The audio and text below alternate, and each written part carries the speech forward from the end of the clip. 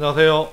즐거운 썰 민법입니다. 자, 오늘은 짧게 토지와 건물의 경계에 대해서 우리 판례나 기출문제를 좀 풀어보도록 할게요.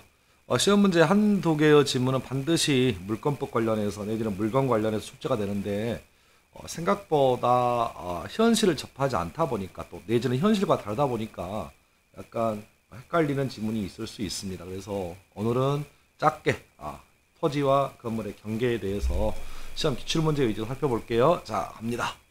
자, 건물의 개수를 물어봅니다. 자, 물어보는 게 건물이 한 개입니까? 두 개입니까? 라고 건물의 개수를 물어본다면 공부상의 등록뿐만 아니라 거래 관념에 따라서 재반 사정을 참작해서 결정합니다. 5입니다.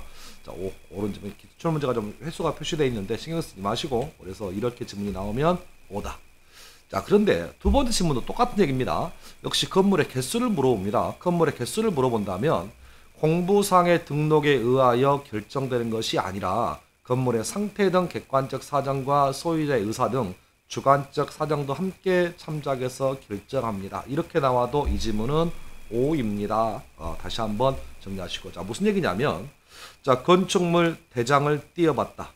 건축물 대장을 열람해 보니까 건물의 개수가 설령 두 개라 할지라도 그렇게 공부상의 등록에 의해서 결정되는 것이 아니라 건물의 상태 등 객관적 사정뿐만 아니라 건축환자가 몇 개를 지었느냐 해서 몇 개를 지었느냐의 건축환자의 주관적 의사까지 함께 참작해서 결정합니다. 정확하게 좀 기억을 하시면 좋겠습니다. 그래서 건물의 개수는 공부상의 등록도 판단의 기준이 되지만 그 나머지 거래 관념에 따라서 주관적 의사까지 함께 참작함을 조심하셨으면 좋겠습니다. 자, 마지막 세 번째, 역시 기출문제인데요. 건물의 개수는 공부상의 등록에 의해서만 결정됩니다. 이렇게 지문이 나오면 이 지문 X입니다. 확인하시면 되겠고, 그런데 시험 지문에요, 이렇게 나오는 게 아니라 한번 제가 말을 만들어 볼게요. 제가 말을 만들어 봅니다. 자, 건물의 개수는 최소한의 지붕과 기둥과 주벽을 기준으로 결정한다. 이렇게 지문이 나오면 이 지문이 낯설지가 않아요. 그렇죠? 지붕과 기둥과 주벽을 기준으로 결정합니다. 라고 나오면 낯설지는 않는데, 그래서 흔하게 쉽게 표현하면 거의 다 대부분 지문이 낯이 있다. 그래서 낯설지 않기 때문에 지문을 O로 하는 경우가 종종 있는데 이 지문 틀렸습니다. 하고 싶은 얘기는 이런 얘기예요. 지붕, 기둥, 주벽은 건물이 토지로부터 독립되는 시기다. 그렇죠? 건물을 신축한 자가 소유권을 원시 취득하는 시기가 언제냐? 최소한의 지붕, 기둥, 주벽을 갖춘 때이다. 그렇죠? 지금 여기서 물어보는 것은 건물의 개수를 물어보는 지문이다. 확인하시면 좋겠습니다. 그래서 그렇게 좀 정리하시면 되겠고. 자, 그 다음 문제 볼게요. 자, 실은 지금 오늘 일찍 좀 집에 있다가 문득 이런 생각이 떴습니다. 이게 내일 시험에 나오면 어떨지? 라는 것. 그래서 짤막하게나마 요 부분만 정리했습니다.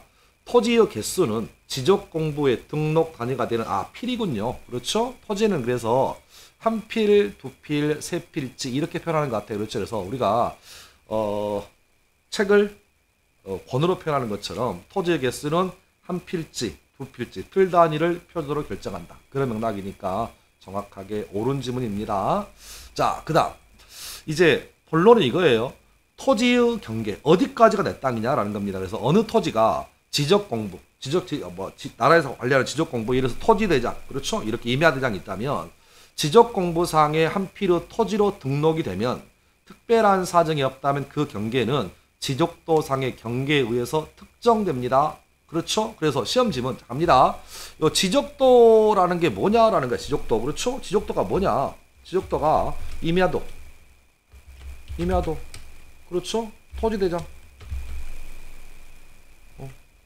임야대장. 토지대장.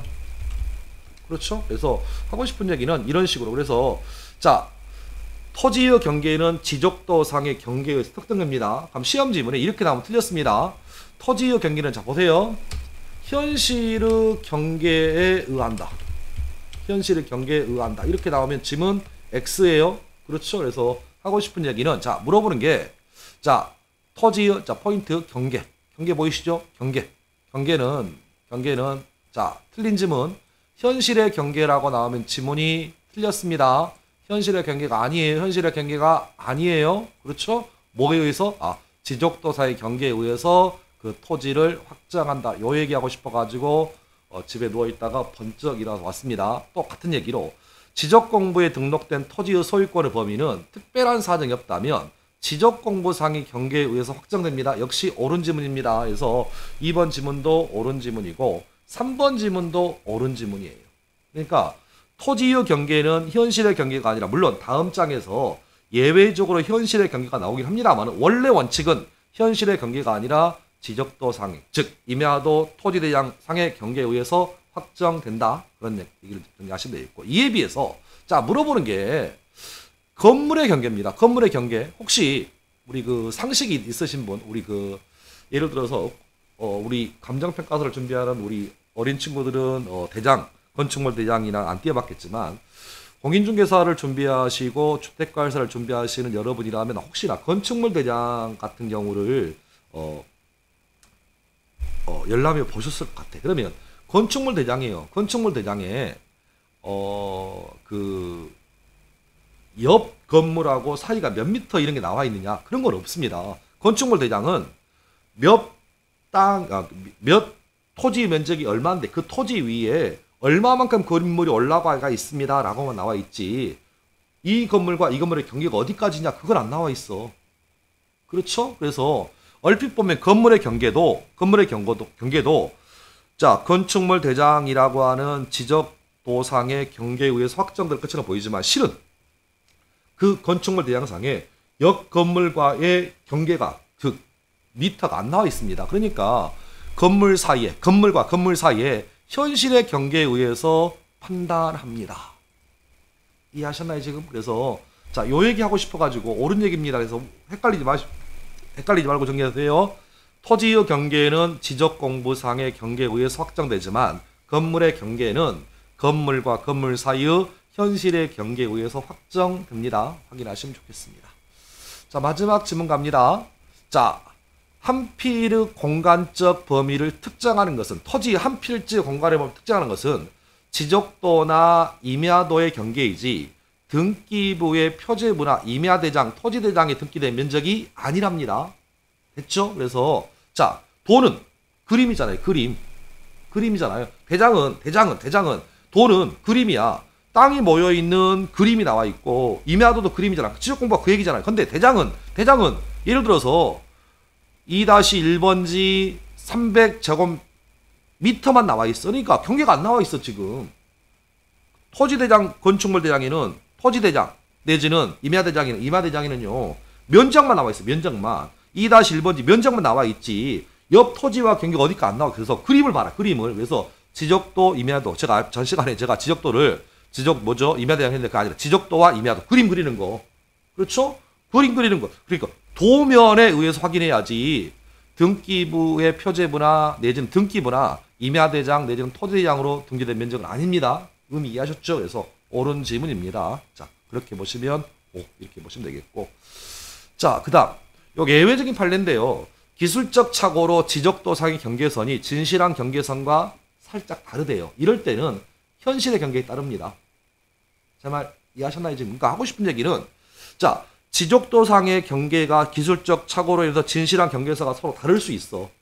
측량을 잘못한 거죠. 그럴 때는 실제의 경계입니다. 그래서 실제의 경계입니다. 시험 지문에 현실의 경계가 나올 일은 없겠지만 왜냐하면 수업 시간에 이런 얘기 했던 것 같아. 예를 들어서 이렇게 밭이 토지가 비스듬하게 이렇게 누워있다. 근데 누워있는데 경계를 설치했습니다. 펜스를 설치했는데 한밤에 비가 와서 쓸려 나간 거야 지금. 그만큼 내려온 거야 지금. 그러면 현실의 경계는 거기가 돼버리는 거야 지금. 그래서 하고 싶은 얘기는 다시 한번 강조. 토지의 경계는 A 토지와 B 토지의 경계는 그림, 도면으로 확인해라. 그래서 지적도나 임야도로 확인할 것이지 대장으로 확인할 것은 아니라는 거. 그렇죠? 확인하시고 두 번째 기술적 착오로 측량을 잘못해가지고 지적도상의 경계와 진실한 경계가 서로 다르게 작성되었다면 예외적으로 이때는 지적도의 경계가 아니라 진실한 경계선입니다. 그런 얘기고 마지막 하나 토지 등기부 표제부에 토지 면적이 실제와 다르게 등기되어 있답니다.